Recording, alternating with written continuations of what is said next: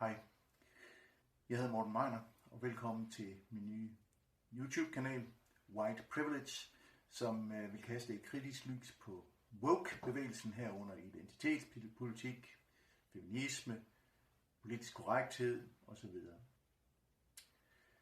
Det kan være svært sådan at indkredse lidt, hvad det er egentlig for tankegange, som ligger bag alle de her bevægelser.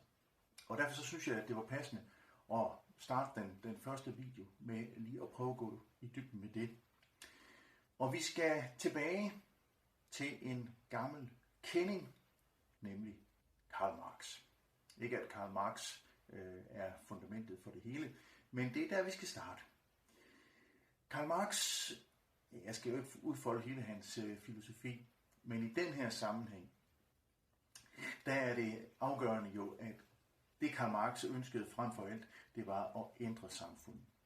Han ønskede at ændre det, give det en anden retning, og til det der brugte han nogle teorier, og et af de vigtigste i den her sammenhæng, det er den såkaldte konfliktteori. Konfliktteorien handler om, at i vores samfund, der er der forskellige klasser, som er i konstant konflikt med hinanden. Og det er økonomiske klasser, vi snakker om. Altså, vi har en overklasse, en rig overklasse, og så har vi en fattig underklasse, arbejderklassen. Og de her konflikter, de er uløselige, fordi interesserne ved de forskellige klasser er helt forskellige. Med mindre arbejderne rejser sig og laver en revolution og fører den igennem, så vil der opstå det kommunistiske samfund, samfundet, hvor alle har lige meget, hvor alle goderne er fordelt igen. Det handler meget om økonomi, det handler meget om det materielle hos Marx. Det er meget vigtigt at holde fast i den her sammenhæng. Vi skal se senere hvorfor. Det var jo et stop det, russerne som de første forsøgte at føre igennem med deres berømte revolution i 1917. Der skete det, at man fandt ud af, at det virkede ikke.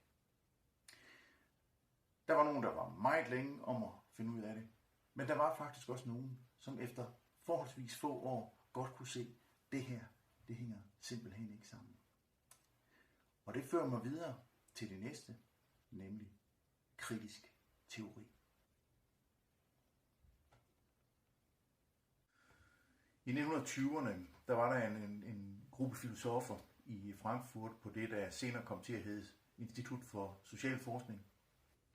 Blandt andet Theodor Adorno, Max Horkheimer og andre, som kastede et kritisk blik på netop Karl Marx. Og det de nåede frem til, det var, at Karl Marx havde fokuseret alt for ensidigt på økonomi.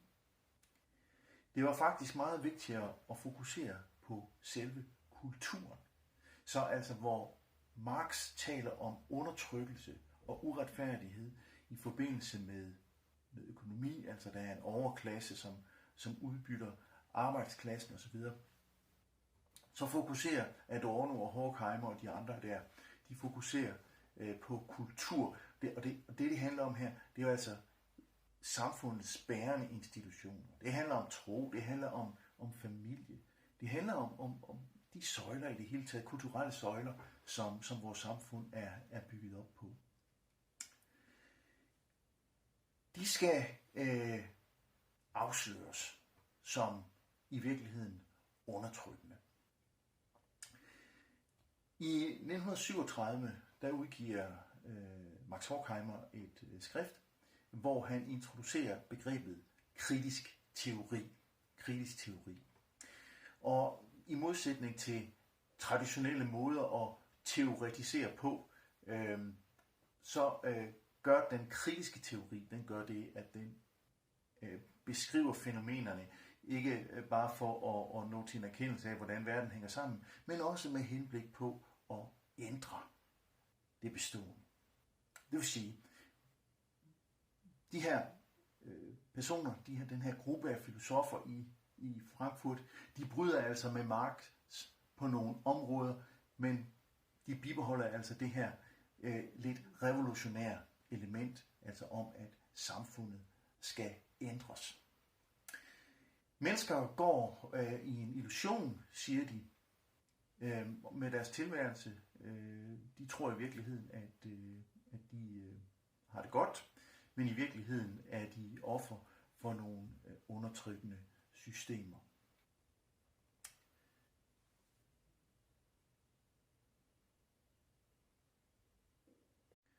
Hvor Horkheimer og Adorno og folkene i Frankfurterskolen stadigvæk tilhører det, vi kalder modernismen, altså hvor der trods alt var stadigvæk en form for anerkendelse af, at man søger efter en form for objektiv sandhed.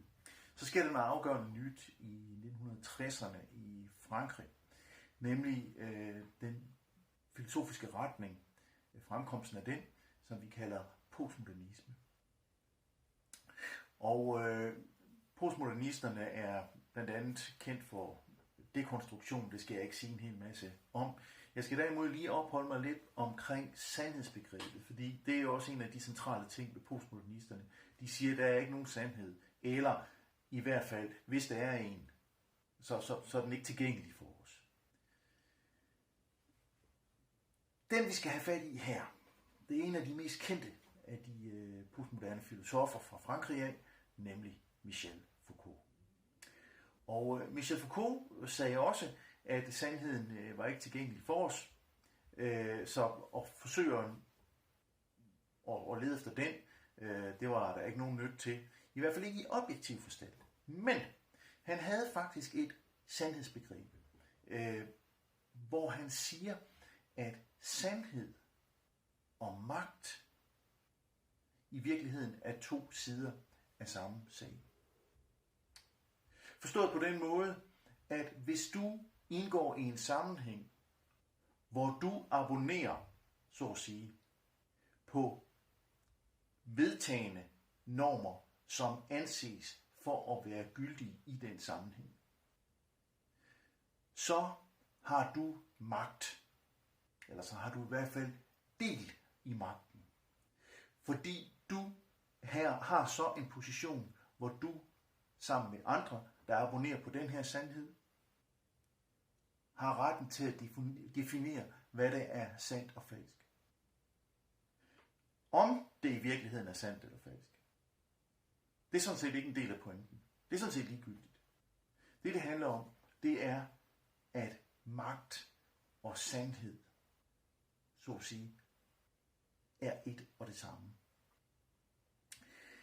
Der er en ting, der er vigtigt her at skelne imellem, og det er i forhold mellem Foucault og så Marx og den kritiske teori med Frankfurterskolen. Fordi to sidstnævnte, altså for Marx og Frankfurterskolen, Adorno og Horkheimer, der er magten, det er udtryk for noget, der kommer ovenfra, og som på en eller anden måde ligesom undertrykker os. Hvad enten det nu er økonomi, eller om det nu er nogle kulturelle institutioner, som vi på en eller anden måde er underlagt. Hvorimod for Foucault, der er vi alle sammen deltagere i det her magtspil. Lærere taler lærersprog, ingeniører taler ingeniørsprog, arbejdere taler arbejdersprog. Inden for de her forskellige grupper, der er der nogle bestemte vedtagne normer, som gælder for sandt og falsk.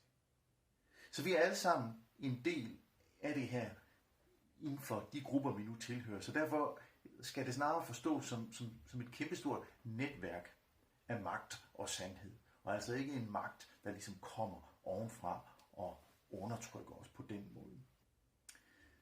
Det er vigtigt lige at have for øje, når vi taler om Foucault.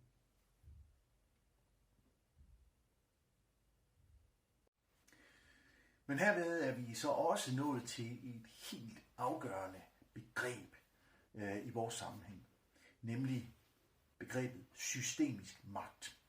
Og det er faktisk det, jeg lige har beskrevet, altså et magtsystem, som går på tværs af forskellige sociale sammenhænge. Og måske er der nogen af jer, som tænker, aha, der er noget her, vi har hørt noget om. Der er nogen, der taler om systemisk racisme eller strukturel racisme inden for woke. Og en forudsætning for at forstå, hvad de mener, når de siger sådan, og det er ikke sikkert, at de kender den teoretiske baggrund, men en forudsætning for det, for at forstå, hvad man mener, det er faktisk at have et kendskab til det her begreb om systemisk magt. Det er enormt nyttigt at kunne de her ting, hvis man skal indgå i en kvalificeret diskussion omkring tingene. Men lad os lige prøve at vende tilbage til den kritiske teori Frankfurterskolen en gang til. Fordi det er nemlig sådan, at netop i 60'erne, der er det, at den kritiske teori den får en vældig renæssance. Og det gør den i forbindelse med alle borgerrettighedsbevægelserne og ungdomsoprøret osv. Og der kommer de her meget, meget venstreorienterede miljøer på universiteterne. Det dør jo ud efterhånden, det her. I løbet af 70'erne og 80'erne, der bliver det lige pludselig lidt ydt at være sådan helt ude på den her venstre fløj. Altså der har jo været alle de her partier, hvor man kunne næsten grine af det, hvordan venstre socialister, Socialistisk Arbejderparti, Kommunistisk Arbejderparti, Marxistisk-Leninistisk Parti, hvad hed de alle sammen? Sloges og strides indbyrdes om, hvem der havde den rette fortolkning af, hvordan det kommunistiske samfund skulle se ud, og hvordan Karl Marx skulle se ud og sådan noget. Det blev ydt, simpelthen. Men på universiteterne, der blev de her miljøer ved med at trives i bedste velgående. Jeg har en god ven, der læste statskundskab i Aarhus i 90'erne, og han kunne fortælle om, at der var marxister. Masser af marxister blandt lærerne, også på det tidspunkt. Så idéerne har jo levet videre, og gør det stadigvæk den dag i dag. Det, der er interessant i den her sammenhæng, det er, at nogle af de her akademikere, som står bag de bevægelser, vi beskæftiger os med her, er simpelthen direkte influeret af den kritiske teori. Og det er sådan, og det er det interessante i den her sammenhæng, at de her folk, de finder siden ud af, blandt andet Angela Davis, at der er noget frugtbart i at kunne kombinere den kritiske teori og Frankfurterskolen med Foucaults begreb om sandhed og magt. Og så opstår der noget nyt. Og det nye, det er woke. Og hvordan det kommer til at spænde af, det skal vi beskæftige os med næste gang.